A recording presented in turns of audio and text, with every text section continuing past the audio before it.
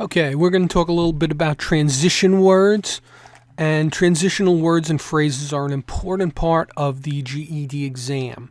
And knowing about main ideas and details help you find the transition words, and transition words help you find the main ideas and details.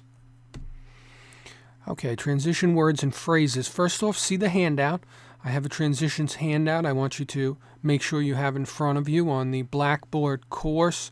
It should be labeled transitions. On the YouTube version of the course, go to the More section if you do not see the link underneath this video. Okay, transition words and phrases connect ideas and may illustrate the sequence of arguments. They're words and phrases like such as, for instance, because, in conclusion. Transition words and phrases are able to show how ideas are connected in a very specific way. There's 4 major types: additive, adversarial, causal, and sequential. You don't have to know or memorize that. This is just to give you a broader idea. Okay? Like I said, get out that handout. Make sure that's in front of you. I'll give you a moment to do that right now. But like I said, underneath the video on the YouTube course or on the particular lesson in the Blackboard version of the course. Okay? I'll give you one moment to do that. Remember, you could press the pause button by tapping your phone or mobile device or pressing the space bar on your keyboard. Okay, we're back. All right. So first, let's talk about some additive transition words. Addition or lists, indeed, further, as well. What I mean by addition or lists are, it means it's part of a bunch of things. So it's listing something. It's like saying, indeed, further, as well. When I say addition, it means, okay, that and also this. All right? That's all that means. But that's important when we're reading sometimes. Introduction, examples or reference, such as, in particular, to illustrate. That means they're giving you examples. When I use introduction, I mean they give examples. They're introducing examples. Or a reference, saying something in particular, like condensation is important in several cases, such as, in particular, to illustrate. Okay, that would be an example of some of those transition words. Similarity. Okay, similarly, in the same way. Okay, that means things are similar. So if we're talking about apples and oranges or apples and apples, similarly, green apples grow the same way as red apples. Okay? All right. So those words, all these words are tipping you off to something. So that list that I gave you, that handout, this is a good handout to look over. Okay, you don't have to memorize it, but it's very good for your comprehension. Identification and clarification, naming something. Specifically, that is to say, so you're naming something. You're saying, again, this is kind of similar to the other one with introduction, but this is naming something. So if you said something like there are a variety of computer companies, specifically, okay, IBM, or whatever the case may be, that's identification and clarification. If you said something like, I really want to work for a big technology company, that is to say Google or Microsoft or something of that nature. That's an example of the same thing, a clarification or an identification. Okay? Conflict. But, however, by contrast, remember when we did those Venn diagrams and we talked about comparing and contrasting?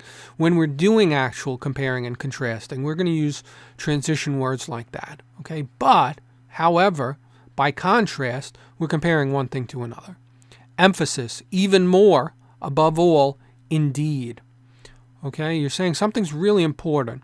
So, even more than the civil service reforms were important, the whatever reform was important.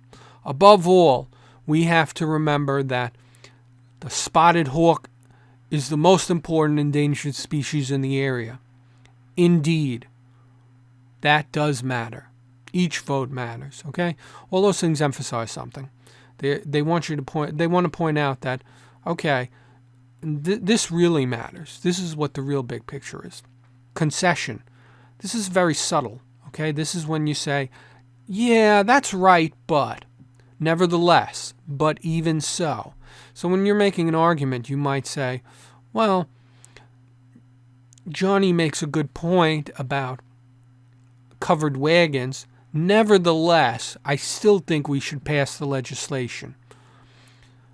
Johnny makes an excellent point about solar power, but even so, solar power does not provide the same paying jobs that nuclear power does.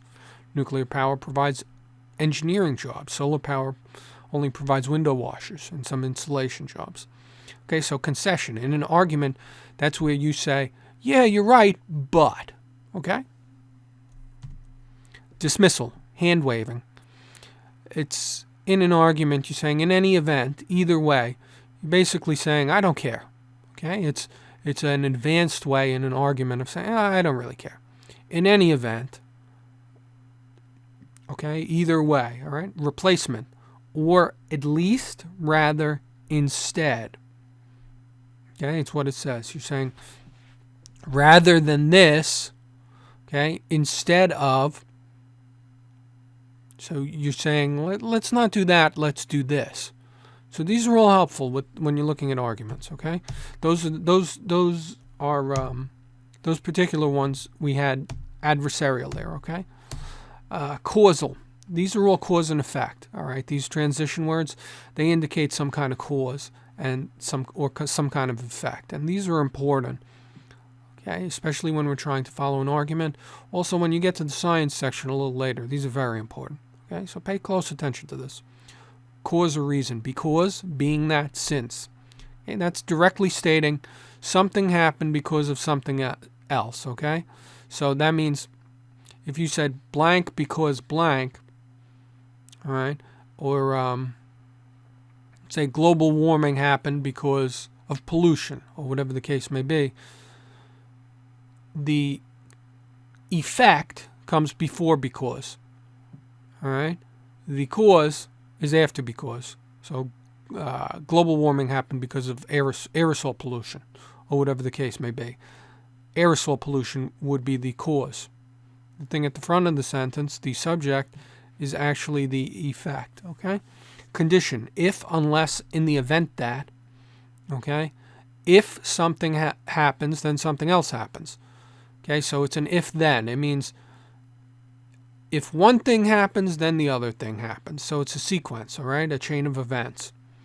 Effect or result. As a result, consequently, hence. Okay? So this is the opposite of because. As a result, global warming occurred. As a result, it's basically giving you the effect. Okay?